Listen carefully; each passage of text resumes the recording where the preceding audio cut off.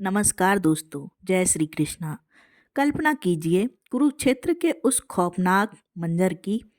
महाबली कर्ण का रथ जमीन में धंसा हुआ है और अर्जुन का अंजलि का अस्त्र सीधा उनकी गर्दन को भेद चुका है। चारों तरफ सन्नाटा है, देवलोक से लेकर धरती तक सब स्तब्ध हैं। लेकिन रुकिए, जीत का शंखनाद करने के बजाय विजय पाने वाला अर्जुन कांप रहा है। उसकी आंखों में खुशी की चमक नहीं, बल्कि बेइंतहा दर्द और आंसू हैं। आखिर क्यों? जिस सबसे बड़े दुश्मन को मारने के लिए अर्जुन ने पूरी जिंदगी तपस्या की, आज उसी की लाश को देखकर वो इतना क्यों तड़प उठा? क्या अर्जुन को उसी वक्त कुछ ऐसा महसूस हो गया था जो बाकियों को नहीं दिखा, या फिर नियति कोई क्रूर खेल खेल रही थी? आज हम महाभारत के उस सबसे गहरे रहस्य से पर्दा उठाएंगे जिसे सुनकर आपका भी दिल दहल जाएगा।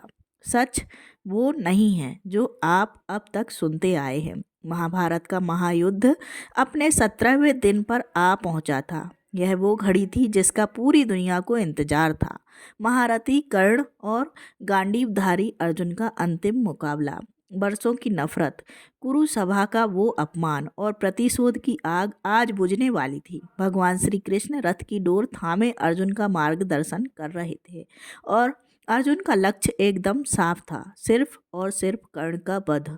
जब कर्ण का पहिया फंसा और नियति के खेल के चलते अर्जुन को उस निहत्थे योद्धा पर वार किया तो एक पल के लिए जैसे समय थम गया। सूर्यपुत्र कर्ण धरती पर गिर पड़े। पांडव खेमे में जीत की लहर दौड़ गई। शंख बजने लगे, लेकिन उस विजय के शोर के बीच एक अजीब सी भारी खामोशी थी।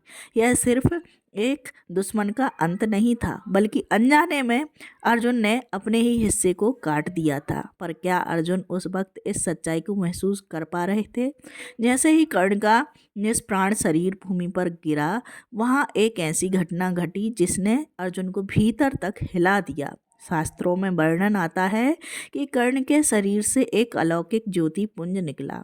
वह रोशनी, वह तेज सीधा आसमान को चीरते हुए सूर्यदेव में समा गया।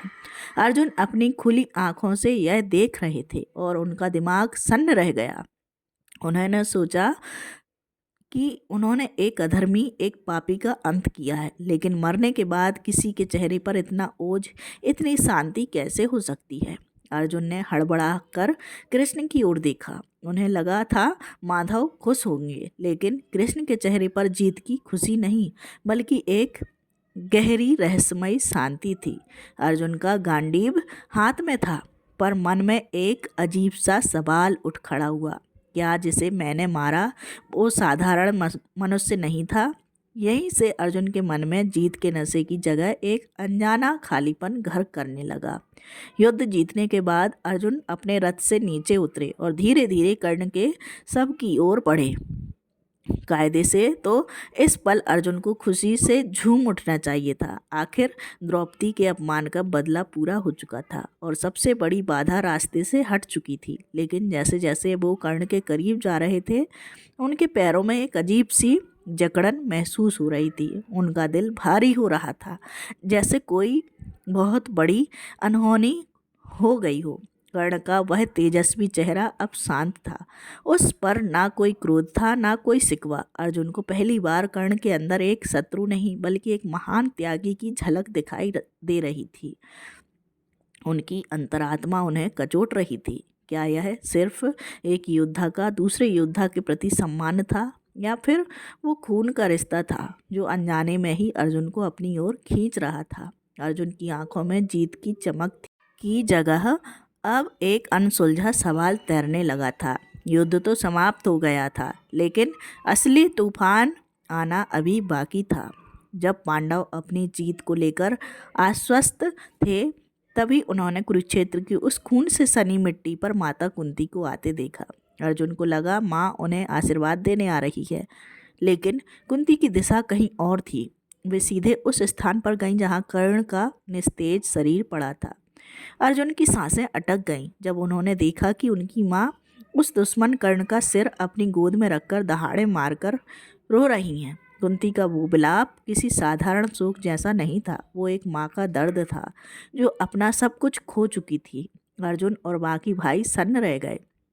सवाल उनके दिमाग में हथौड़े की तरह बजने लगा। आखिर माँ हमारे सबसे बड़े शत्रु के लिए अपने आंसू क्यों बहा रही है? यहीं से अर्जुन के दिल में एक अनजाना डर घर कर गया, जैसे कोई बहुत बुरा सच सामने आने वाला हो। कुंती ने अपनी कांपती आवाज़ में जो कहा, उसने अर्जुन की दुनिया ही उजाड़ दी। उन्होंने रोते हुए युधिष्ठिर और अर्जुन की तरफ देखा और कहा, पुत्रों, जिसे तुम सूत पुत्र समझकर नफरत करते रहे, वो कोई और नहीं, तुम्हारा अपना सगा बड़ा भाई था, मेरा ज्येष्ठ पुत्र कर्ण।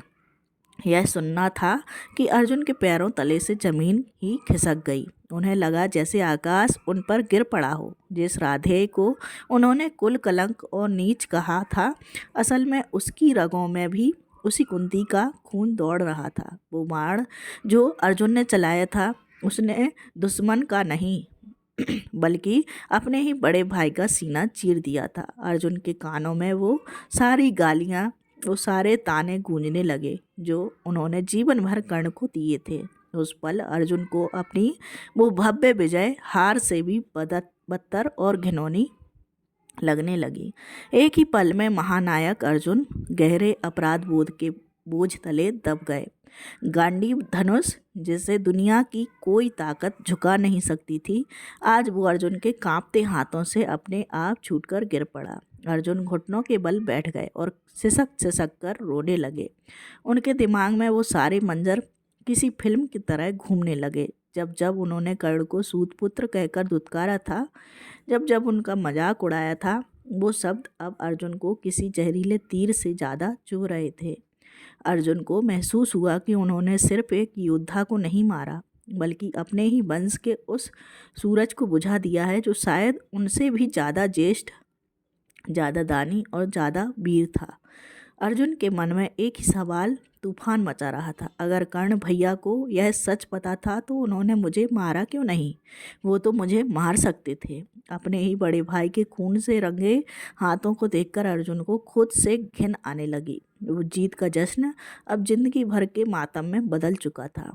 यह सत्य सिर्फ अर्जुन के लिए ही नहीं, बल्कि धर्मराज युधिष्ठिर के लिए भी किसी वज्रपात से कम नहीं था।